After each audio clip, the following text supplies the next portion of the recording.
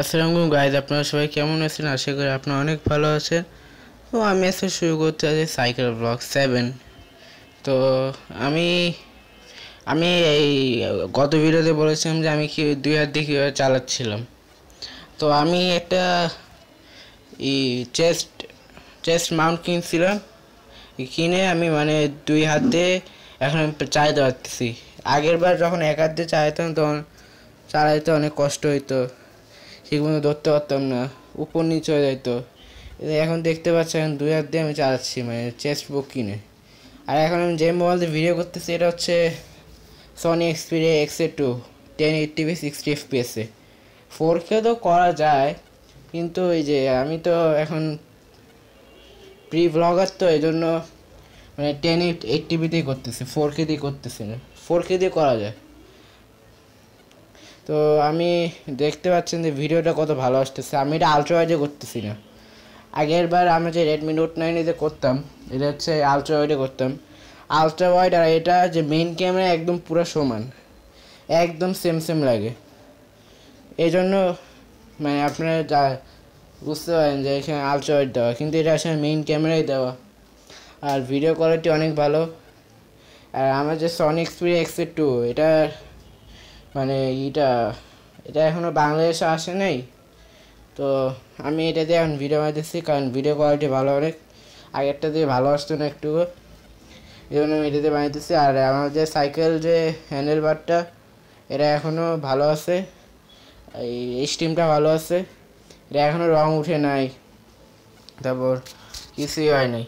এই জন্য এটা এখনও রংটা আছে। আর এইটা কিন্তু এই সাইকেলটা প্রায় 6 বছর হয়ে গেছে। তো এই সাইকেলটা আমি বিক্রি করবো না, এটা আমি স্ট্যান্ড সাইকেল হিসেবে ইউজ করবো। আর এটা আমি ছাদে চালাই, বাইরে কোথাও চালাই না, কারণ বাইরে আমার মা বাবা চালাইতে দেয় না, তো যার কারণে আমি বাইরে চালাই না। আর সাইকেলের সাসপেনশন সবই ভালো আছে, কভার টভার দেওয়া আছে, সাইকেলে কোনো সমস্যা নেই। শুধু সামনেই হেডসেটটা হয়, শব্দ হয়, এজন্য, যার কারণে আর কি জং ধরে গেলে যেমন শব্দ হয় না, এরকম শব্দ করে। আগের হ্যান্ডেল বারটা যেটা ছিল এটা হচ্ছে অনেক স্মুথ ছিল, ঠিক মতো ঘুরতো। এই হ্যান্ডেল বার লাগানোর কারণে অত বেশি স্মুথও না, আটকা যায় আর কি, যার কারণে একটু কষ্ট হয় আর কি। তবে এটা আমার ঠিক হয়ে যাবে, চার্জারে অভ্যস্ত হয়ে যাবে। আমি সাইকেলের হেডসেটটা পাল্টাবো, অনেক কিছুই পাল্টানো লাগবে। অয়েল ব্রেক সামনে পেছনে দুটো অয়েল ব্রেক লাগানো লাগবে। শিমানোর MT200 অরিজিনালটাই লাগাবো, কারণ ডুপ্লিকেটটা লাগালাম না, ডুপ্লিকেটটা লাগালে কদিন পরে নষ্ট হয়ে যাবে, খালি অয়েল লিক করতে থাকবে। এই জন্য আমি ভালোটাই লাগাবো। আপনারা সবসময় চেষ্টা করুন ভালোটাই লাগানোর জন্য, কারণ খারাপ ফেক প্রোডাক্টগুলো অ্যাভয়েড করবেন, ওগুলো একদমই ভালো না।